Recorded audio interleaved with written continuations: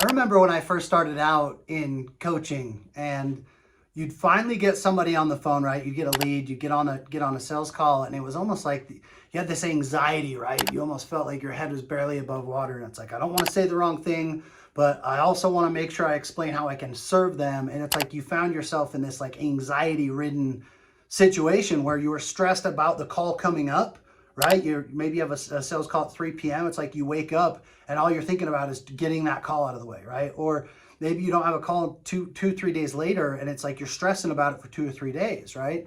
I remember what that was like when the sales conversation wasn't necessarily natural to me. Like I knew I could help them. I knew what they needed, at least I thought I did. But there was this big gap between them choosing to work with me, like them selling themselves into working with me, versus me trying to sell them in like, well, what do you think we should do? Do you think this is a good fit? And what, do you feel like this is what you've been looking for? And how are you feeling about it? It's like, don't get me wrong. I think it's genuine asking those questions, but it's coming from a place of need. I need your business. I need your business. Right? And they can feel that. It's just like anything else. It's like if you're dating somebody and they're needy, it's kind of like, it doesn't feel very good. Right? So it's one of those things you want to reverse that to where it's like you ask the question and they come to you and they come to you and they come to you. So it's mastering what I refer to as the high engagement, low attachment. It's right. How do I serve you? How do I go to hell and back to serve you? By asking questions and uncovering the problems that you're struggling with and helping you identify how all those problems that you're struggling with are causing more problems and more problems that compound. How do I ask enough of those questions to where you just open up to me because you're like, oh man, this is insane. Like I had never even considered that was the root of all this, right? It's like, well, you look at let's say last month you made 5-6 grand as a coach, but you see people all over the place doing 20, 30, 40 grand as a coach. It's like, well, what am I doing wrong? And you start getting in your head and having these conversations. And then when you get on the phone with your client, it affects the way that you're serving the client. It affects the way that you would naturally have the conversation with the client. So what I want you to work on, you guys, there's something that, again, I'll say it a million times. You'll see it in my YouTube content. You'll see it in my other Instagram videos, but it's high engagement, low attachment. So be willing to go to hell and back. Be willing to ask the uncomfortable questions. Be willing to, if you ask a question, you get a surface level answer, go deeper. Well, hold on, Bob. Like, is that really the problem though? Like, is that really what's leading you to the point where you have to do X, Y, and Z?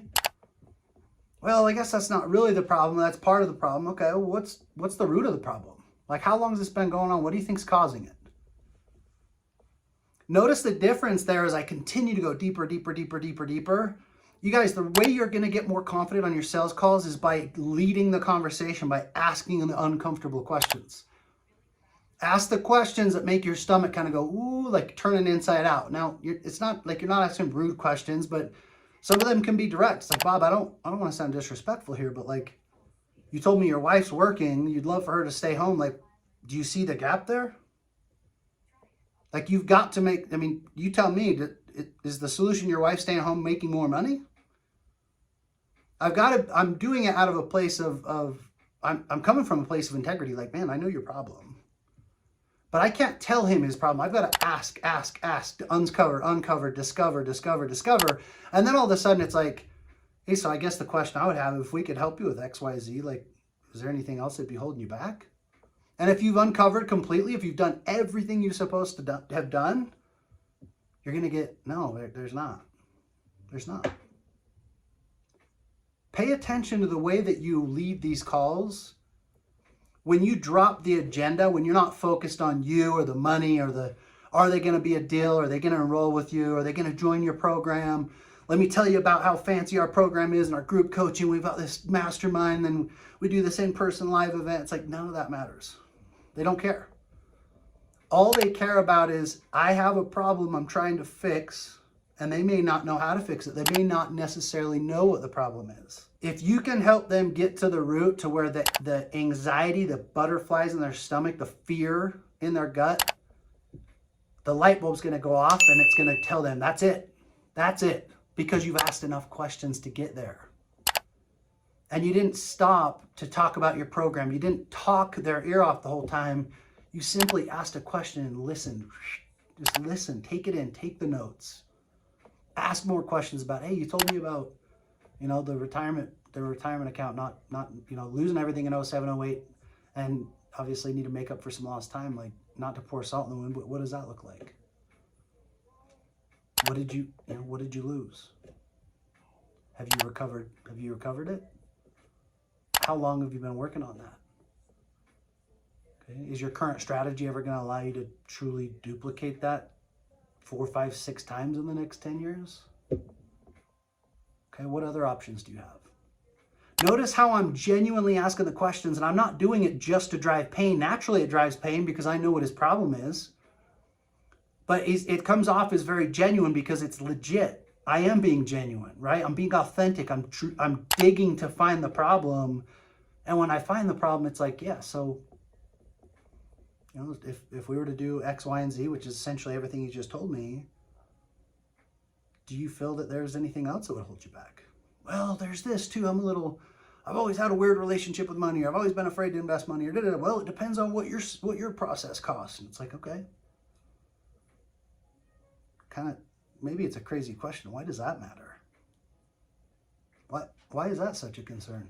I don't hear that often. I want him to feel like he's kind of crazy. Like, you just told me I have all of these problems financially, but you just also told me that if I were to help you solve those things, that it would allow you to hit your targets. That's interesting. I don't hear that often. Bob, why is that such a concern? Well, I've got to make a decision on the price. Okay, well, I mean, that's how most consumers do it. And typically, if it's about the price, they run like crazy because they make their decisions on the cost. We're not buying a new car here. We're looking at whether or not you have a retirement strategy and leaving generational wealth for your children. Would you agree with that, Bob? Just wait for him to answer. Wait for him to answer. Okay. Yeah, I guess you're right. So here's my question. Whether it was $15,000, $20,000, even $30,000, if me and my team could help you go from here to there in the most direct path possible, eliminating the question marks in your process, teach you by doing with you, how do you justify and rationalize investing $30,000 for my team to help you do that? Notice the difference in the angle, the strategy. I'm not using tactics, right? So many salespeople out there, even some of the big trainers are talking, they're one-liners. When they say this, you say this. When they do this, you do this, and that's bullcrap, right? You can't have one objection that you handle the same way with every single person. It's ridiculous. You're going to sound ridiculous, right? Do it from the heart. Ask the question. It's like, well, Bob, I know you're kind of resisting, but if you had a solution, you told me you've been trying to figure this out for the past 4 or 5 years. Like, if you had a solution, wouldn't you have already done it? Notice my tonality. Notice my voice inflection. Notice how I come down, and it's like, look, I'm coming from almost from a place of like friendship. Like, look, man, if you knew how to solve this, wouldn't you have already done it? What do you think it cost you by doing it your way? With all due respect, you can soften it. You don't have to sugarcoat it. You can with all due respect. Hey, I don't mean this rude or disrespectful, Bob. But if your way was going to work, wouldn't it have worked a long time ago? It's all about the delivery. Right? It's not, and it doesn't have to be a tactic. It's not a one-liner. You can say that any way you want. You can use different verbiage, and it's going to do the same thing as long as you're compassionate and you're doing it with integrity. It's like, I'm here to serve you, right? But the key to all this, you guys, is I'm doing it without there's no attachment. I'm not attached to the outcome of them saying yes or no.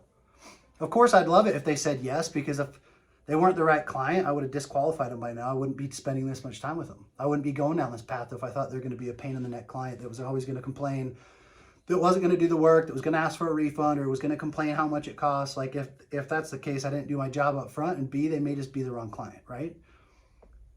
But if I've gone this far, notice how I'm coming from a place of pure curiosity and leadership. When I come from that place and they can tell that I don't have the commission breath, when they can tell that I don't need their money, your sales are going to increase.